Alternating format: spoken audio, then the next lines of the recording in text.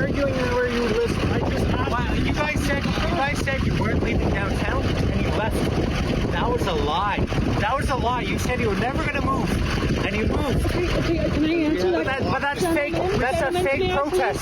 That's a fake Simply protest. asked you if you checked in at the front. I don't care about that. But why didn't you guys leave downtown? May I answer that? You guys lost. You guys lost. May I please answer that question? You guys lost. You know what? I'd like to answer that question. But I'd like to know why, with your fake eyebrows, that you said that. Eyebrows. That Sir. Do not ever say that. Oh, you don't ever say that. Freedom, No, eh? it's okay. Freedom. You know what? Freedom of speech, right? Freedom of speech, he can right? say whatever he wants. You're right. I have There you go, babe. Sir, I have no eyebrows because I have alopecia areata. My hair fell out when I was 10. I'm sure you're suffering. What I'm saying is, Here, that's me. That's fine. This is how I look. Why did you guys say you're not going anywhere? This is my life. Then you left. You guys I didn't lost. say a thing. What I asked you was if you checked in at the front. So here Alexa for Ribbon News, and today I'm investigated on the video that have been shown on the social media about CityNews who was harassing some people from the convoy at their personal private place where they were gathering after the convoy. So that happened around the beginning of the first week of March. The convoy to Ottawa started as a trucker protest against cross-border vaccine mandate, but it grew into a nationwide protest against COVID restriction. The convoy rode into Ottawa and stayed nearly 4 weeks before Trudeau invoked the Emergencies Act, arrest the protester and says their truck and bank account to put an end to it. To see all our report from Ottawa and support our independent journalists, please visit convoyreports.com. I'm with Michelle Kluet. So can you explain, because you're the main person who took the video, can you explain what happened exactly? Yeah. Okay, so what happened is that we were going to exit 88 to the Emblem site. We wanted to see how they were doing and if people were there on the site. And as we were leaving, a man from CityNews came onto the property and he refused to check in at the front gate. So a gentleman jumped in front of his car and I asked my driver to stop and so that we could get out and ascertain the situation. And right away, the man, from where the video starts, the man was just angry. He came with lots of vitriol, lots of anger, lots of accusations, and it just escalated from there. What I say, you guys said you're never leaving downtown, but I have alopecia, and you call me fake? What is your problem? What is your problem? What are you doing? This is where I live. But you said you're never leaving downtown, but you did.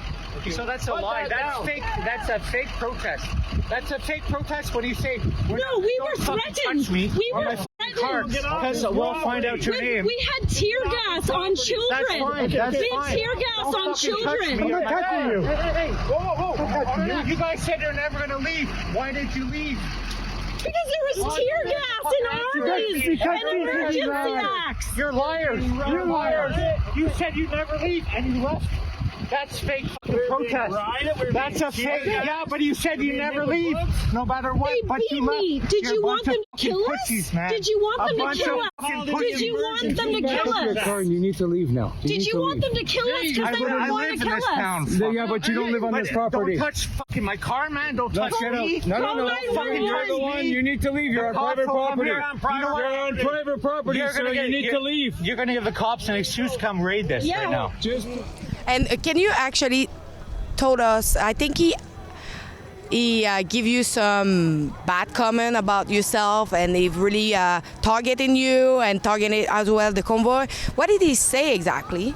So he was saying that we were doing a fake protest. He said, you promised that you would never leave Ottawa. Why did you leave Ottawa? And I kept trying to say to him, I'm happy to explain to you why I left. And because I was afraid for my own safety and the safety of my dogs that I had and the safety of my property that I had. And that's what I wanted to just explain explain to him that as soon as the Emergencies Act came in and we saw the increased police presence and the police in the riot gear and police that were coming in from out of province, we were just really, I was scared. And so I just wanted to have an opportunity to explain that to him. And he just started insulting how I looked physically. Yeah. And I have no eyebrows, and that's, you know, easy to see for anyone that's standing close to me. And my hair fell out when I was a kid due to an autoimmune issue, and I just wanted to have an opportunity to explain that to him. And you reached afterwards CityNews. So what did they tell you about it? So originally, after I took the video, I actually contacted CityNews right away. I sent them the entire video. I reached out to them to say, hey, this is what happened. Can we have an opportunity to talk about this? And the vice president from CityNews did contact me. They had found the reporter, and he said, hey, we're going to do an investigation about what happened. I said, that's great. And I said to him, I suggested, would you please interview me? Because if I release this video to the masses, it's just more hate and it's more vitriol and it's just more fuel on the fire. Could you interview me and you can understand what I'm doing here in Ottawa, why I'm here with the convoy, and you're going to be able to tell a human story, another side of the story. And he didn't want anything to do with that. So what happened with this employee afterwards?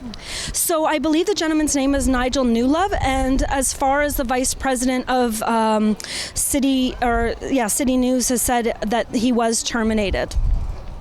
So do you feel more comfortable, or you think that it can happen again with other reporter or other people working this news? Yeah, I think it really speaks to the fact that when we meet a reporter, we hope that they're compassionate. We hope that they have an objectivity to it, a neutrality to it. We would even hope that they would have a curiosity about the human behind the story. But it was very clear that day that that gentleman came with an agenda. I believe that he came to incite us. In the video, he says, if you keep going, we're going to have the police here. We'll get you raided. He did seem very antagonistic. And although I had a heart of sympathy for him and I wanted to explain my story, when you insult someone physically, for a genetic autoimmune disorder, I think that's just really, really awful. The fact is, they will make sure that will not happen again in the future, and that we will probably not have an answer. But how do you feel by being treated like that by Channel News? It's embarrassing, and I mean, I came here with the best of intentions. I came here because I saw it as an opportunity to be heard. This last 6 months has been very alienating for people like myself who have been unable or unwilling to vaccinate after people have had a vaccine injury. And I just haven't had my voice heard. And then I found an opportunity and met thousands of people here that had the same story that I had. And I thought to myself, you know what? There's power in numbers, or there should be. And yet, whenever I watch the legacy news, it's always the same angle. It's always contorted in some way, and they don't seem to actually want to take the time to get to know the people behind the issue. I'm sorry of what happened to you. So as you can see, one of employee of one, it was CityNews that time, but how many of other journalists that are people working in legacy media or other media who are using kind of tactic maybe for make the protester angry, and after that they show just a part of it. So we'll try to reach again CityNews to have an answer about how they will provide and make sure that will not happen in the future, and what is their regulation and protocol for journalists in their channel. So thank you for your time. Thank you for being there. Thank you. And so nice to meet you. It was nice to meet you too. Take care of you. Thank you. Bye. As you know, during the 2 days of dismantle of the Freedom Convoy, a lot of people have been injured, as me. And if you want to help me out with my lawyer to sue for what they did to me. You can do it to standwithalexa.ca. You can donate generously. Thank you so much.